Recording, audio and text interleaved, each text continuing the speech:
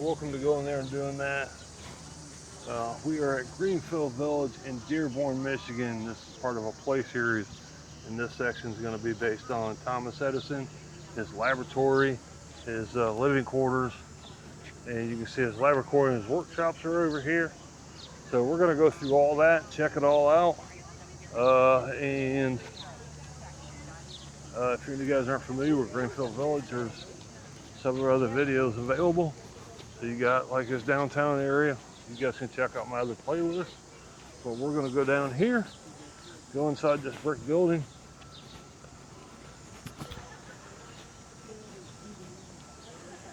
And there's anybody needs a blessing, there's a priest and a son. Should I flag them down and have them? Yeah, give me a blessing.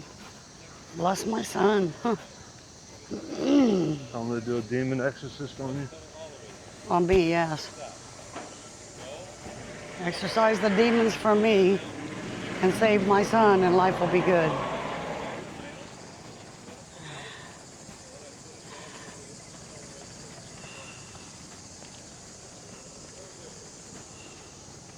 So I never did anything by accident, nor did any of my inventions come by accident. They came by work. Thomas Edison. So this place is pretty neat in here.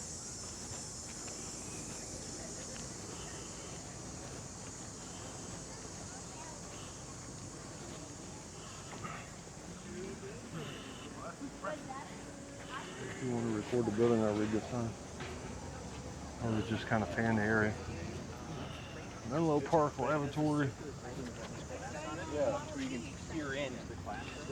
Menlo Park Laboratory is the birthplace of Thomas Edison, the electric lighting system, the first phonograph, and many other inventions. Thomas Edison believes that best creations came from people working together. His team of workers brought both traditional craft skills and new scientific knowledge to the exciting challenges facing them at this laboratory. In 1876, Thomas Edison set a goal to have one major invention every 6 months and one minor invention every 10 days. He came very close to achieving that goal. In 1926, in Greenfield Village, some structural elements from the original complex at Menlo Park in New Jersey.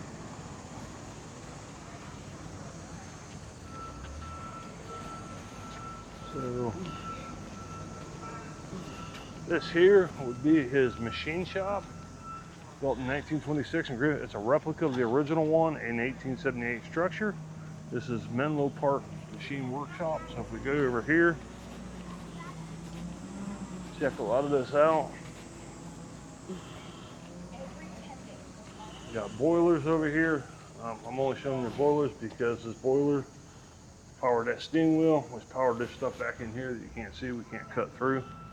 But these are the boilers that were used to power that big flywheel right there.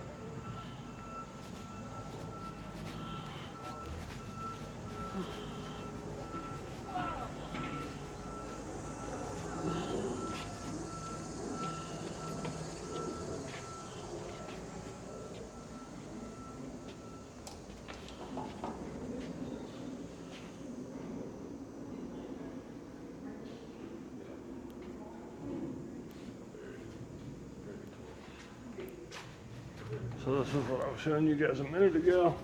So the boilers, we were standing back over there. I got a little bit of glare. I don't have my polarizing filter on. But we were, well, we can just do that. So we were back over there and those boilers were right around the corner. They power this big flywheel right here. That flywheel then has a big belt that goes up and it turns a shaft right here. And it turns the shaft all the way down this building, which is pretty neat. And that's what they used to power all this equipment in the machine shop, and that was indicative of what they did back in the late 1800s, early 1900s. And there's different things in here that tells you about all the equipment. But you can see all the belts and stuff, how they go around the flywheels. And this one is not connected to that one at the moment. Oh yeah, it is. It's connected right there. So you got flywheel right there, connected to that main shaft that comes off the boiler, comes all the way down. And then they would just loosen or tighten the belts whenever they were using the equipment. That shaft always turned all the time. And I think I saw one of them where they put like a stripe on it so you could actually see that it was turning. They would paint them a certain way. I can see that the light bulbs are powering. Yeah, and the light bulbs. by actual wires. Old-fashioned light bulbs, which ain't coming out real good, but it's right there.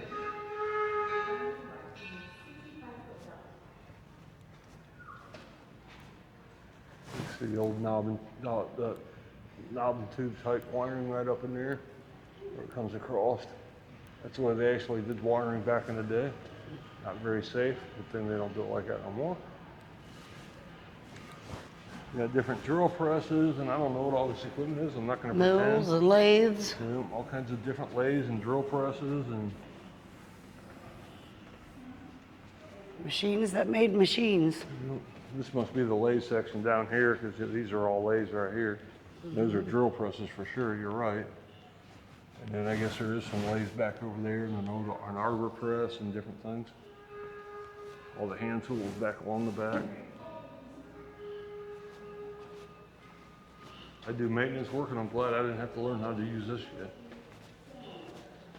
Yeah, big arms when you got done. And here would be the office. This would be the foreman's office right here.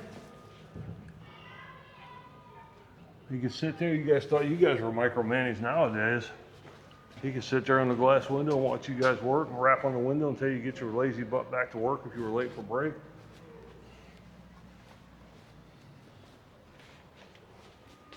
John Crucy figured out how to make it. A Swiss trained master machinist.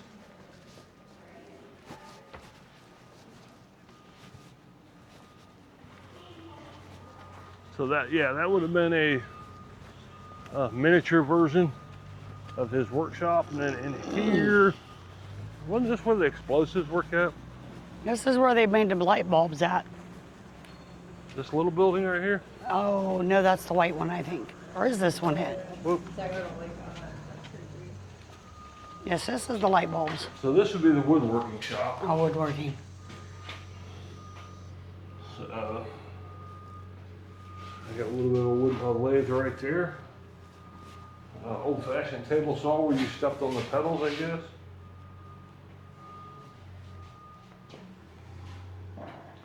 They had pedal power, you just stepped on them, and then it made your little reciprocating saw go back and forth. Had a drill press right here, a hand crank drill press where you spun the knob.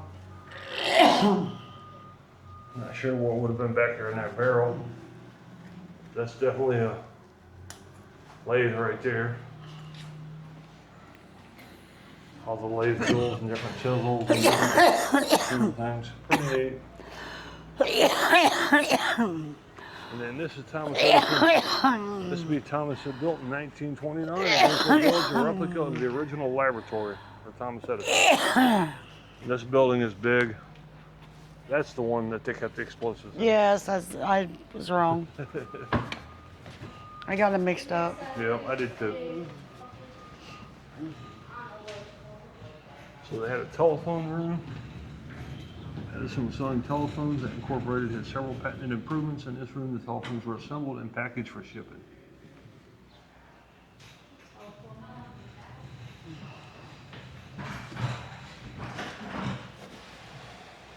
Wow. My wife's trying to steal something. No, I just wanted to see if it was working. So these were another one of those rods that went across, two on each side. So here would be the boiler for some kind of kiln. Kilns. So I don't know, maybe for making glass. I'm not sure if that would have been for glass blowing or. I think it's for hardening pottery and making glass stuff. Yeah. You see Since all the they got pottery. glass jars in here, I'm assuming that that's what it is, people. They've got different glass things over And then here. they got sandstone that they turned into stuff and baked it. Oh, okay, yeah. All these little cups and plates, things. Got a whole bunch of them right there. Like sand. Oh, okay. And then I okay. seen sand over here. Oh, those would be for Like if they're making baking. yeah, cast. Yeah, Cast casting. for aluminum. Yeah. Yeah. Gotcha. Cast iron skillets, things like that would Yep, be with I the got you. rocks up there. So this would have been a magnet of some sort. I recognize this. I don't know if it's a transformer, but you can see it's got a generator on it down here to generate electricity. And then this would be part of the transformer, and that would raise the electricity level up to whatever they need it to be. So let's just say it was produced at 50 volts, then it would increase it or decrease it depending on which way they're going.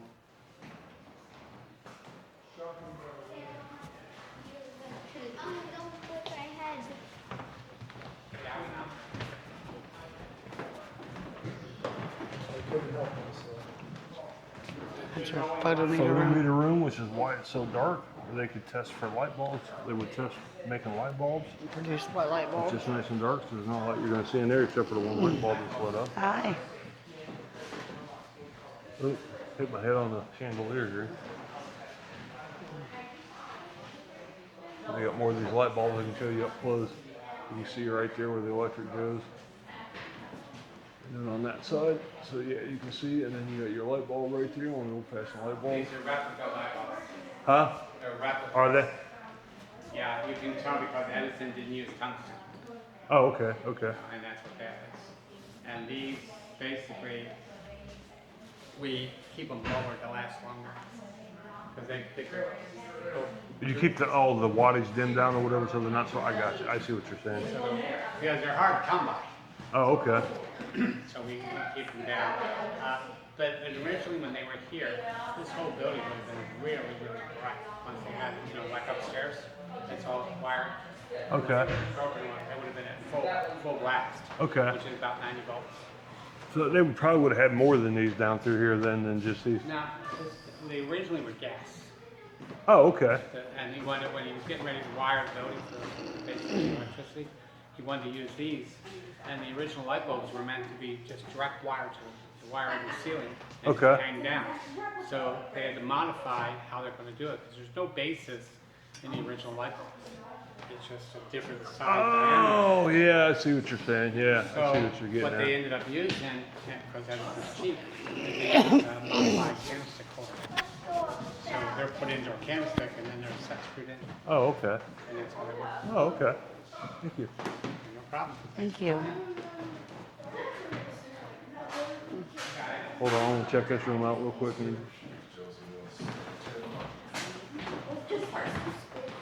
This is the chemistry nook, where they do different chemistry things. Alfred Hayes, one of several specialists. Us and staff conducted experiments in this lab. We analyzed ore samples and tested refinement processing to search for electrically efficient metal material.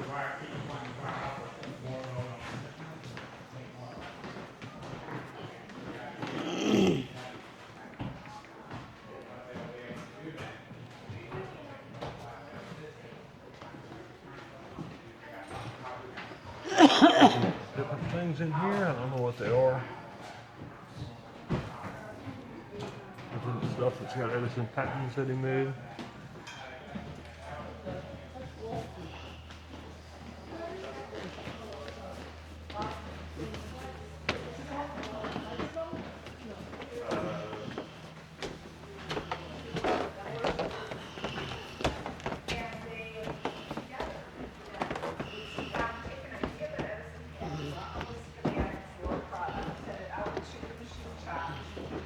We'll zoom in on some of this stuff because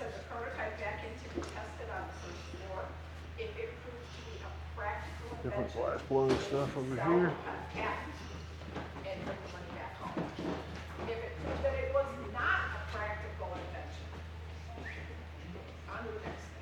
Nobody wasted a minute worrying about something that didn't work.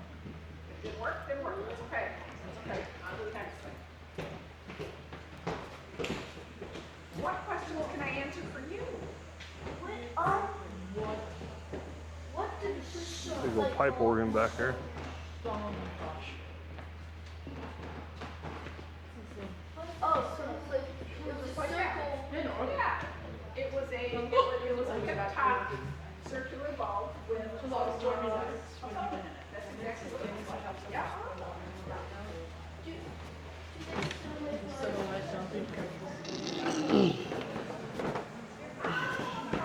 So yeah, about every chemical or substance known to man up there.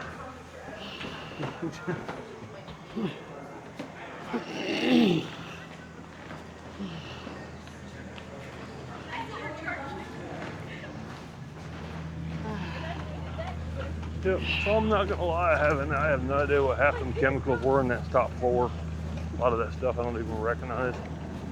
So we gotta go over here. Did you want to real go in the quick. light bulb room? Yeah, well, no, I don't think that's a light bulb. Whatever. I think that's, we'll find out, but one of these rooms is where they stored explosives. I don't know. Pretty sure this is where they made their glass light bulbs. Yeah, you're probably right. Especially 'Cause I since see all I'm seeing the glass in the window. window right now. So this would be Thomas Edison's Menlo Park glass home. Built in 1878 in Menlo Park, New Jersey. Originally built as a photographic studio and drafting room in a glass blowing shop. Which are obviously doing some painting and different things. I probably won't be able to get in, but. Huh? Oh, yeah. So yeah, so glass blowing. They do have a place over there. We'll get to that here if you guys watch one of our other videos. They've got a glass blowing shop over there that they're actually using. Hopefully there's artisans in there today and we'll be able to see it. But different things for glass blowing. You can see the stems. Let me get them without a glare on it. Back there in the back right there. Different tubes for different things. Then they got something for making copies. Thomas Edison were needed to share ideas about their work. A three-dimensional invention was often better communication and drawing instead of words. Edison had a canotype machine, a type of early blueprinting device to make copies of drawings. And they got so it probably lit up behind it and you just traced over, been my guess. I don't know how that works. We can always, the original drawing was made on thin paper and placed on a wooden frame over a piece of chemically treated paper. Sunlight darkened the treatment sheet, leaving the white lines that duplicated the original drawing. Many precise copies of the same image could be made this way. Oh, okay, so it came out like that. They put dark sheet, put it in the sunlight, and then, okay.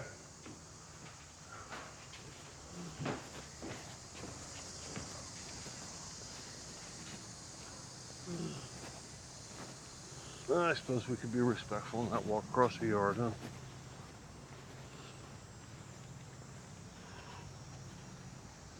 Here, you can record from that.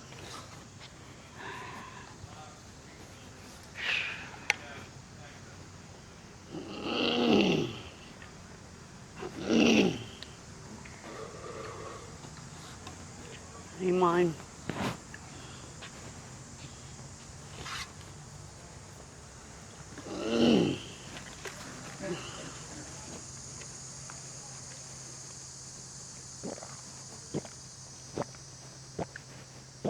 Now you guys can Google the Menlo complex of Thomas Edison if you want. I have no idea how big that place really was. Some of these are replicas or miniature versions of it. I mean, that building right there is pretty big. But Thomas Edison's Menlo Park office and library. Thomas Edison had an official library building built of brick. This is a replica of the original office and library.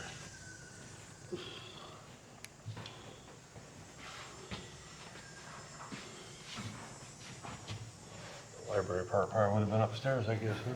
That's what I'm thinking.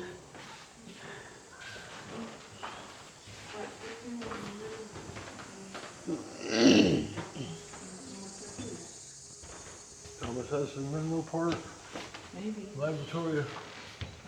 Original complex of expensive undertaking. Its office bookkeepers William Carmen and Ernest Berry kept track of finances. Edison constantly needed funds to pay workers, satisfy suppliers, and keep the interest of investors.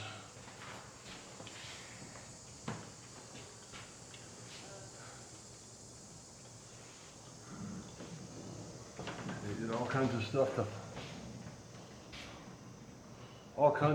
to This is for neat. publicity purposes to help keeping that money coming in.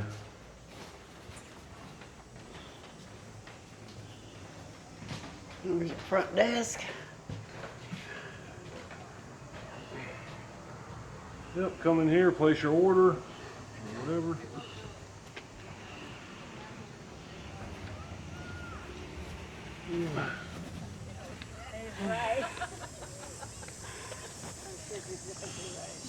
Well, that's the first thing I could have changed.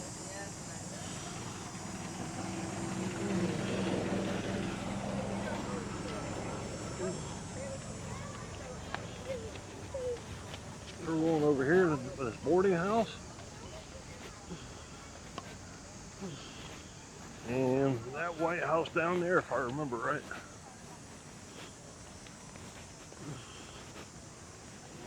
Our restrooms right here on site with drinking fountains. You can see there's a drinking fountain over there. Maybe it doesn't show up on video, but there's a drinking fountain. They do have a few of them around where you can get water. Sarah Jordan Boarding House, built around 1870 in Menlo Park, New Jersey. More than a dozen unmarried male workers from the Thompson Edison Menlo Park Laboratory lived in this boarding house. It was run by the widow Sarah Jordan, a distant relative of Edison's first wife, Mary. So they even supplied them with a place to stay. So we won't walk back here. They put these boards down.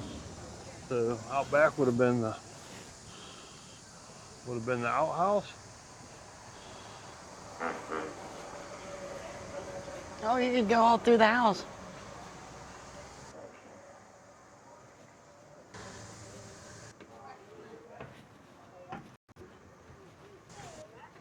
Nice porch for them to sit out in.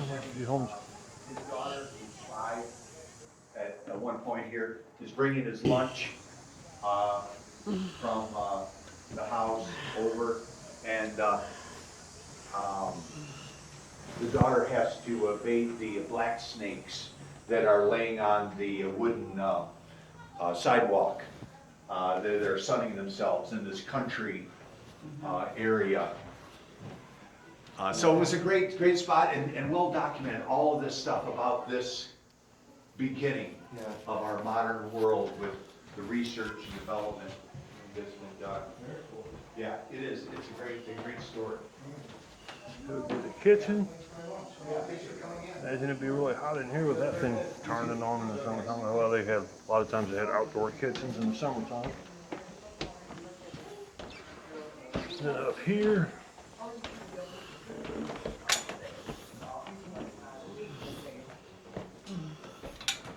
A bit of bedrooms where the employees stayed at.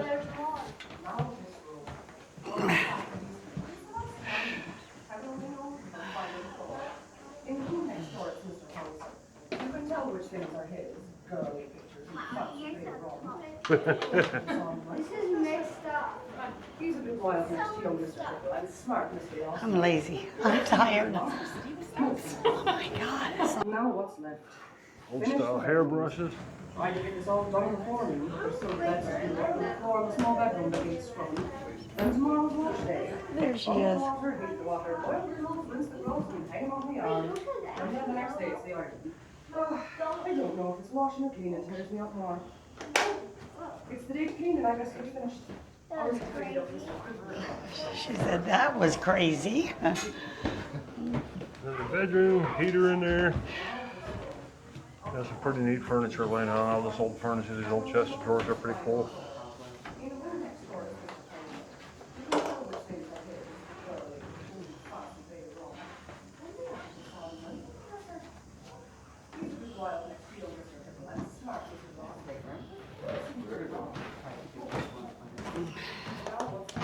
Cheater. Yes, I am. Man, freaking, my legs are killing Down me. the steps, and this would have been Kate's bedroom. They owned the house and took care of these gentlemen while they worked here. Oh, not where worked here. Oh, Sarah's bedroom. I don't know who Kate was. Inexpensive guest house. Servant's room. No. 42-year-old Kate would probably gather up her few personal possessions soon and look for a new position, hoping the next room would be cheerier, the next job easier, the wages better. Okay. More likely she worked in a boarding house so she could find her a husband. It was difficult in the house and share with strangers, keep safe for space with necessities. The only room Sarah Jordan and her daughter really called her own. So Kate must have been her daughter. Yep, that was his and hers. Outhouses. I knew that. Yep.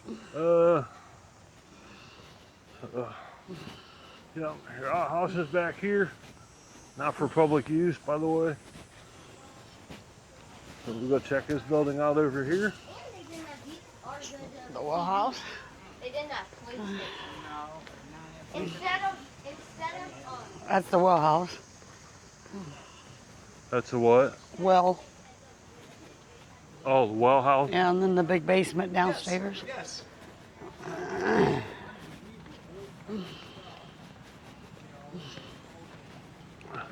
So yeah, if you guys like this kind of stuff, hit the like and subscribe button, all that good stuff. We'll be doing some more videos for Ford Museum, some zoos, Hocking Hill State Park in Ohio, United States Air Force Museum, some other things like that. So don't miss them. So hit the like and subscribe notification bell so you don't miss anything. And here we have Thomas Edison Fort Myers Laboratory, erected in 1885 in Fort Myers, Florida. He had a second experimental life, offering seclusion to a select group of Ford Motor Company engineers tasked with developing the Ford V8 engine in the early 1930s.